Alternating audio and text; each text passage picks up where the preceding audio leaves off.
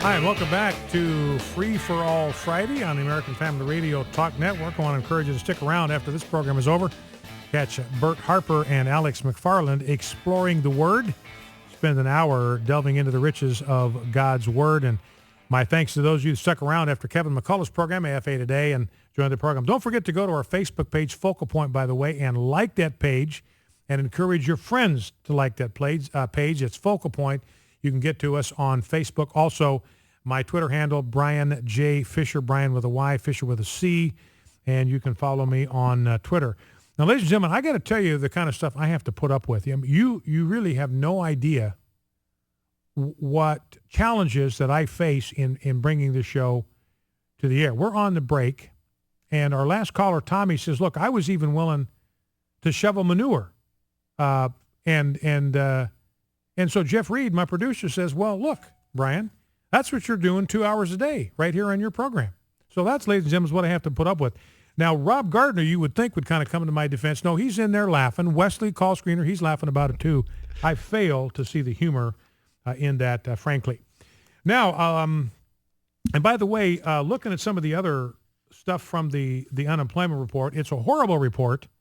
Jay Carney is even, or John Carl, ABC News, was asking Jay Carney, what's the White House's response? I mean, you're barely treading water. 3 or 4 months ago, everybody would be talking about the fact that the unemployment rate was down to 6.7%. I got no sympathy from my wife either. I just got a text from her, cry me a river. So my wife has no sympathy for what I have to put up with working with this team. But the jobs report, I mean, it's so bad. I mean, you'd normally think that the press would be talking about the fact the unemployment rate is down. Isn't this great? 6.7%. It's down to what it was at the beginning of the recession. Nobody is talking about that because the shroud has been removed. People are seeing this thing for the ugly truth that it is. And, John Carl asking Carney, what's the White House going to say? What's President Obama going to say about the fact we're barely treading water? Well, ladies and gentlemen, we're not. We're inhaling seawater at 74,000 new jobs, and that's December. And half of those 74,000 jobs that were added in December are temporary jobs. So there's no stability there. You can't build anything on that. And obviously, December's a month with the Christmas season where you have a lot of people hiring seasonal work. So a lot of these jobs were just temporary jobs. Half of the 74,000 were just temporary, and they are in the lowest paying jobs in the market. 20,000 fewer women held jobs in December from the month before. So if there's a war on women, it's the war that President Obama is waging against women. And we lost 2 million workers in 2013 total. 2 million workers dropped out of the labor force altogether. 2 million of them, ladies and gentlemen, just dropped out. So discouraged, they just quit looking.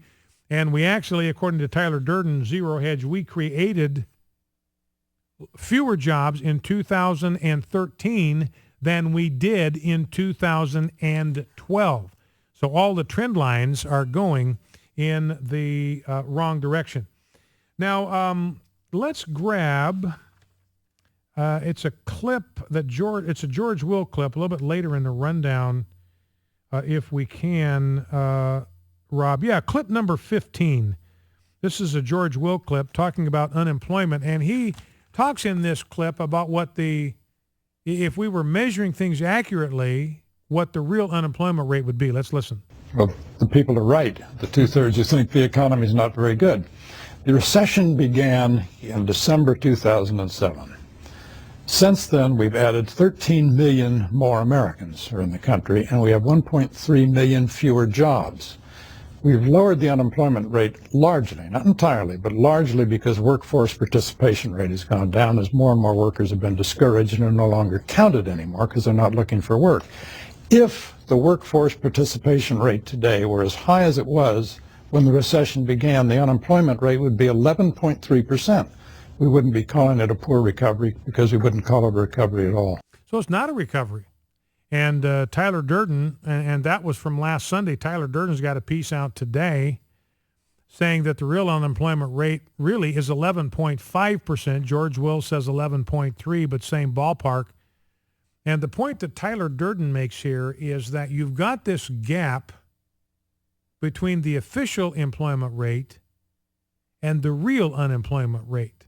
Like right now, the real genuine unemployment rate is 11.5%, but the official unemployment rate is 6.7%. That means there is a 4.8% gap between the official unemployment rate, the perceived unemployment rate, the unemployment rate that President Obama wants you to believe is accurate, and the real genuine unemployment rate. And Tyler Durden's point is that this gap is growing. This gap is growing. In other words, what he's saying is the administration is trying to conceal the reality of how bad the unemployment rate is by monkeying with the numbers and publishing an official rate that diverges from the real genuine rate, and it's diverging by more and more every single month. So that gap is very likely to continue. Now, the Senate's considering unemployment. We've talked about this before. The worst thing that you can do, the solution to unemployment is what? It's employment. What is the answer to unemployment? It's not unemployment benefits, it's jobs. That's the solution to unemployment is jobs. And do we want people to have jobs? Yes, we do. Why? Because we love people. We care about people. We want them to be in a position where they can take care of themselves, where they can provide for their families. We don't want to see what happens to human dignity and self-respect and self-reliance and character, the way it gets sapped and drained with dependency and with an entitlement attitude. It does terrible things to people. I hate what it does to human beings, the way it robs them of their God-given capacity and capability and potential. So we do not want unemployment benefits extended because we love people. We want them to have jobs. We don't want them to become dependent on government programs. Now, Candy Crowley, this is clip number 13, Rob, if we can back up to that. Candy Crowley talking with Scott Walker from Wisconsin about this unemployment deal. By the way, the number to call if you want to join the program is 888-589-8840, 888-589-8840.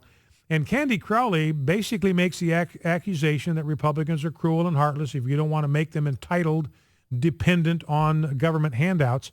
And Scott Walker, I thought, had a pretty effective response to that. Let's listen.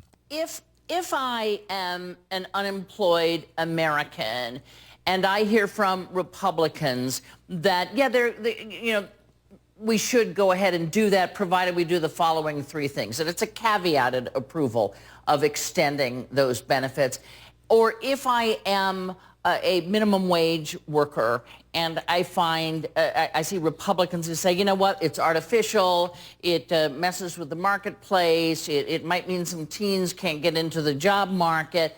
Why would I become a Republican? How do you message that in any way to reach out to those who are disinclined to sign up for the Republican Party? Because in the end, what people want is freedom and opportunity. You don't get that through the mighty hand of the government. I think as a kid, when I grew up in Delavan, nobody I knew in my class said, someday my goal is to grow up and become dependent on the government. And in the same way, for all the great people I've met who've immigrated from other countries, be it Mexico or India or Germany or anywhere else, all those folks I know who are successful small business owners don't say to me that they came here because they want to become dependent in America. No, the American dream is, given a chance, given an opportunity, the great thing about this country, greater than just about any country in the world, is that you have an equal opportunity, but the outcome's up to you. The problem is too many Americans right now don't have that equal opportunity, and we should be making the case about how we're going to make it easier to create a job, easier to get in the workforce, easier to get the skills that they need to fill those jobs. We're not going to artificially raise things. So that's Scott Walker. That's a good answer, because we're the ones that are compassionate, because we care about people. We want the best for people. We know it's best for people when they supply their own needs through the labor of their own hands. That's a biblical view of work. Work is noble. We do work by God's design. He created us for work. He designed us for work. That's part of his design for us. He did not design us to be inactive, to be inert, to be passive, to be dependent on government handouts. That's not God's plan for humanity. We want better things for human beings than liberals do. Liberals are fine with them being dependent, sapped of all dignity and self-respect. We don't want that for anybody. And we know that if you extend unemployment benefits, you take that money out of the productive part of the economy. That's the only place it can come from because government generates absolutely no wealth. So we don't want to prolong dependence. We want to get people back on their feet. Let's go to Mike in Chesterville, Virginia. Mike, welcome to Focal Point with Brian Fisher. What's on your mind? Hey, Brian, thanks for taking my call. Yes, sir. I got two items I want to point out. The guy that in that clip you played, he said that for the most part that the unemployment was done by those fudged job numbers, that the people not looking. Well, since the rate is higher now than the president, or with those numbers corrected, is higher than when the president took office, then the numbers are all by that fudged factor. And by the way, who says those people are no longer looking for jobs that have been taken off the rolls? The people who are saying that are the same people who fudged those reports to get the numbers falsely down before the election. Yeah. So it's all smoke and mirrors. Yeah. Well, and that's a good observation. You know, we had Steve King on his program sometime before, and he ran his own business, and his experience was similar to what Kim was saying. You know, these people were on unemployment. That's where they wanted to stay. They did not want to work. So they would kind of make a show of popping their head into his trailer where he was running his business and asking him if he had any work, hoping he would say no so that they could report that they'd look for a job. They'd look for work. And then they go right back. I mean, it take 30 minutes out of their day. Then they're done for another month or a week or whatever the case is, and they don't have to go back and look for work. All right, listen, I appreciate the call. Thank you for that. You're listening to Focal Point on AFR Talk. By the way, speaking of the media, Candy Crowley talking with Scott Walker, Wisconsin. Brian Williams is the most watched news anchor, NBC, on the nightly news anchors of the three networks, CBS, ABC, NBC. He's on NBC. And he's done everything he can. He's gone on Saturday Night Live. He's gone on Jimmy Fallon. He's been on David Letterman. He's gone on Jon Stewart, trying to raise his visibility with the millennials, with the young people. Pew did research. Only 27% of the American people even know who he is. Absolute, utter, dismal failure. He's the hot rock on the networks, and 27% even know who he is. Back in 2.